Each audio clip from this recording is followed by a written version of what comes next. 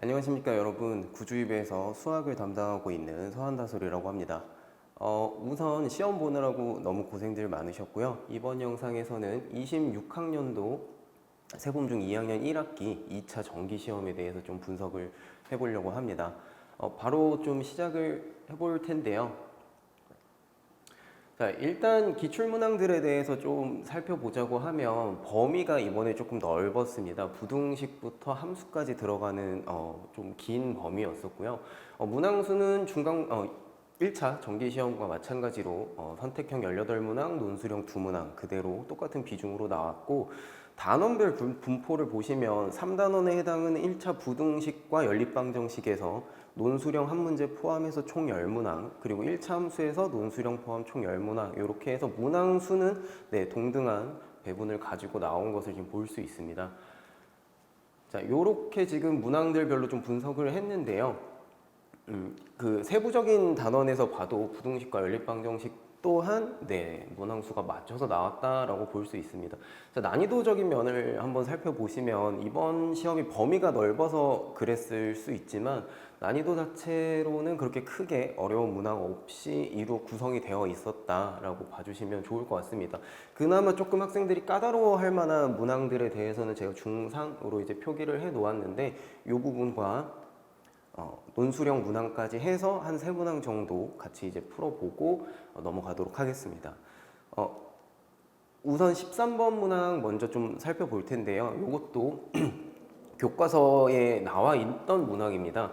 교과서 90쪽 보시면 5번 문항에 동전을 던졌을 때 앞으로 이동하고 음의 방향으로 이동하고 양의 방향과 음의 방향으로 이동하는 그런 관련된 문항이 있는데, 이 문항을 수업 때 학생들하고 진행을 했었을 때 학생들이 어려워했던 부분이 음의 방향으로 이만큼 이동한다 라고 하는 부분에서 식이 제대로 나오지 않아서 평소에 하던 대로 식을 썼더니 거리가 32였다 라는 부분에서 또 계산이 다르게 나오는 그런 상황들이 좀 있었습니다. 그래서 아이들이 음의 방향으로 이동한다 라고 하는 부분을 어떻게 처리해야 하는지 조금 혼란이 있었는데, 이 부분에 대해서는 다음 수업 때 선생님도 이렇게 한번 설명을 했었습니다.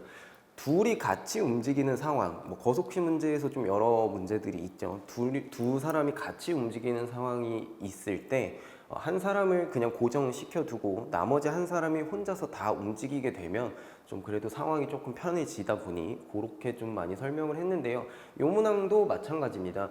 A와 B가 둘이 각각 양의 방향과 음의 방향을 동시에 움직이는 상황인데, 저희가 궁금한 건 최종적으로 A와 B 사이의 거리가 50이다 라고 하는 부분만 집중해 주면 되기 때문에 B의 위치를 그대로 시작점에 고정을 해 두고, 원래는 홀수가 나왔을 때 규칙을 보시면 주사위가 홀수가 나왔을 때 A가 양의 방향으로 1만큼 이동하고 B가 음의 방향으로 2만큼 이동하는 상황이었던 거를 B를 움직이지 않고 A가 혼자서 3만큼 양의 방향으로 이동한다 라고 조금 문제 상황을 바꿔볼 수도 있을 겁니다. 그러면 짝수가 나왔을 땐 A가 양의 방향으로 이만큼 이동한다 라고 봐주시면 되겠고요.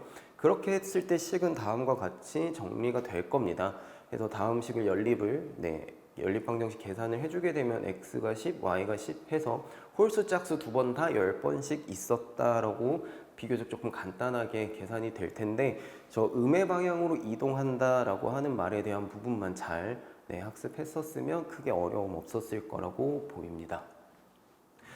자, 다음은 논술형 마지막 논술형 2번 문항입니다. 지금 화씨와 섭씨 온도의 관계에 대한 문항인데, 이 문항도 교과서 보시면 139페이지 14번에 보시면 마지막 그 단원 마무리 마지막 문항이죠. 거기에서 봤을 때 이렇게 교과서 문항이 있었는데, 거기에서는 뭐 섭씨 온도가 무엇이고 화씨 온도가 무엇이냐에 대한 설명도 있었고 다음과 같이 이렇게 그래프도 있었는데, 그래프를 조금 자세히 한번 보시면 비슷한 것 같지만 살짝 다릅니다. 그래서 다른 부분을 좀 확인을 해보면 교과서에서는 Y축이 화씨 온도였고 X축이 섭씨 온도였다라고 하면, 실제로 시험에 나온 문제에서는 Y축이 섭씨 온도고 X축이 화씨 온도인 것으로 좀 축이 바뀌어서 나왔다라고 봐주시면 좋을 것 같습니다.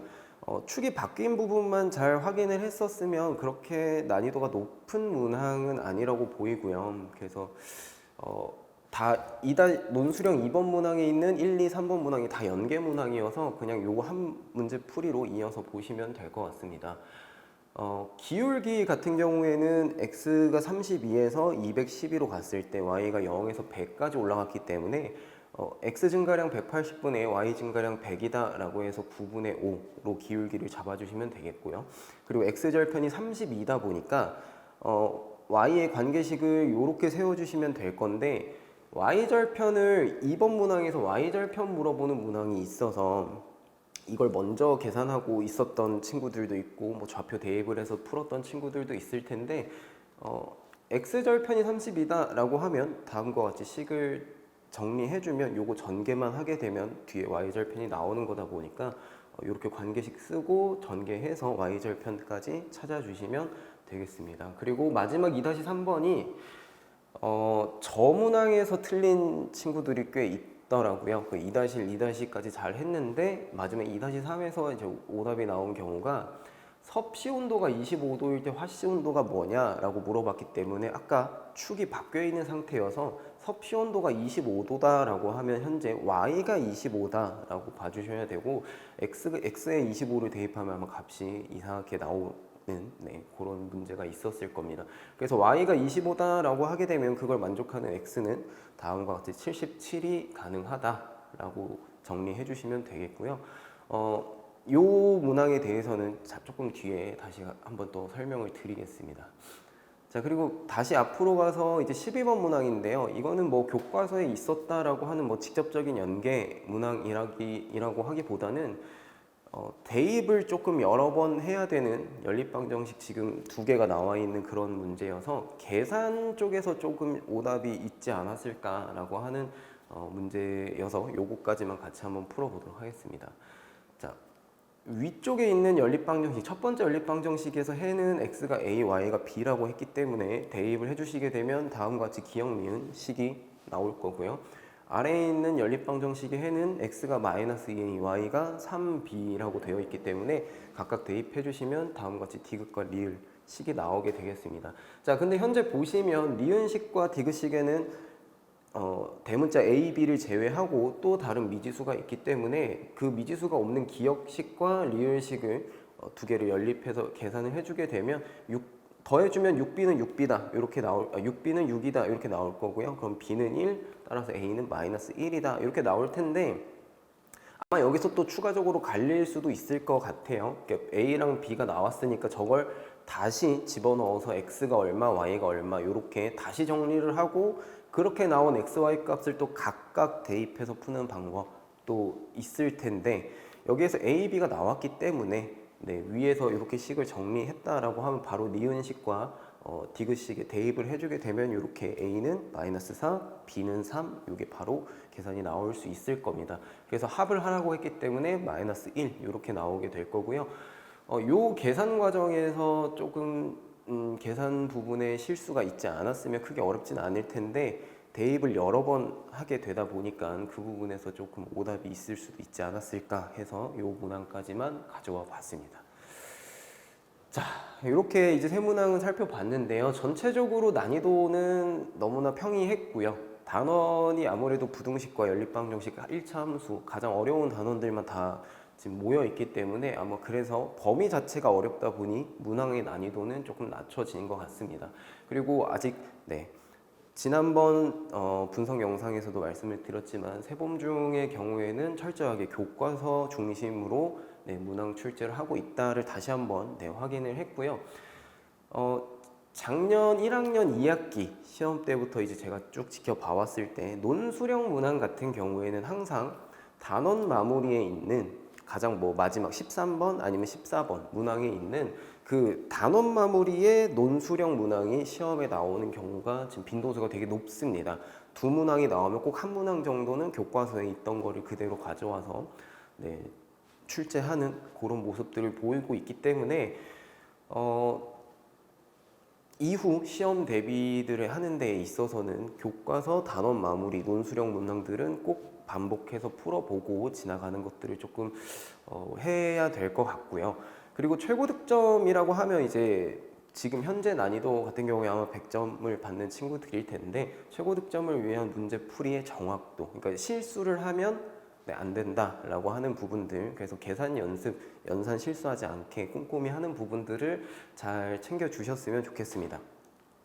그래서 교과서를 무조건 반복해서 좀 풀어보시고, 특히나 단원 마무리에 있는 논술형 문항들은 꼭 다시 한번 봐야 한다. 네, 그렇게 알아주시면 좋을 것 같습니다. 자, 그럼 이후 2학기 시험에 대한 이야기인데요. 2학기 단원을 보시면 도형의 성질 닮은 피타고라스 2-2죠. 2-2에 나오는 도형이 어떻게 보면은 수능까지 되게 직접적으로 이어지는 제일 핵심적인 단원입니다. 그래서 실제로 수험생들도 2-2 내용이 기억이 나질 않아서 다시 보게 되는, 그러니까 그런 부분이다 보니까 도형들의 성질은 반드시 어느 정도 암기가 필요하고요. 그리고 이제는 뭐 넓이를 계산하고 부피를 단순히 계산하는 그런 수치 계산보다는 왜 얘가 닮았는지, 이 두 친구가 왜 닮았는지, 왜 합동인지에 대한 확실한 이유를 찾아주는 데 조금 집중을 하셔야 될 겁니다. 그게 논증기하의 핵심이기 때문에 근거 찾는 데에 조금 더 포인트를 두고 학습을 해주시면 좋겠다라고 보이고요. 그리고 마지막 단원에 가시면 경우의 수 확률이 나옵니다. 경우의 수 확률 문제의 난이도로 보면 그렇게 높지는 않을 텐데, 학생들이 수업을 하다 보면 경우의 수 확률 단원에서 계산을 했었을 때 이 두 가지를 더할 것이냐 곱할 것이냐에 대해서 조금 많이 헷갈려하는 부분들이 있습니다. 그 부분에 대해서는 문제에서 나한테 준 사건, 상황이 지금 내가 여기까지 했을 때 끝이 난 게 맞는지 아닌지에 대한 확인만 잘 하신다라고 하면, 그 경우를 더해줘야 되는가 곱해줘야 되는가 하는 부분에 대해서는 비교적 좀 수월하게 넘어가실 수 있을 거라서 그렇게 조금 보고 공부를 해주셨으면 좋겠습니다.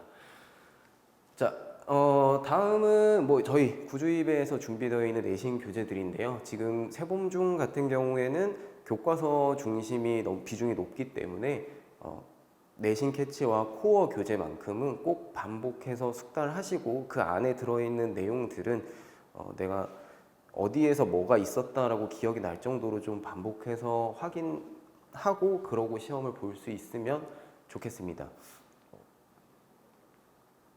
자, 네. 제가 준비한 내용은 여기까지고요. 이번 기말고사, 이번 2차 정기 시험도 준비하느라 너무 고생 많으셨고, 준비한 만큼 좋은 결과 있으셨길 바라겠습니다. 네, 여기서 마무리하도록 하겠습니다. 감사합니다.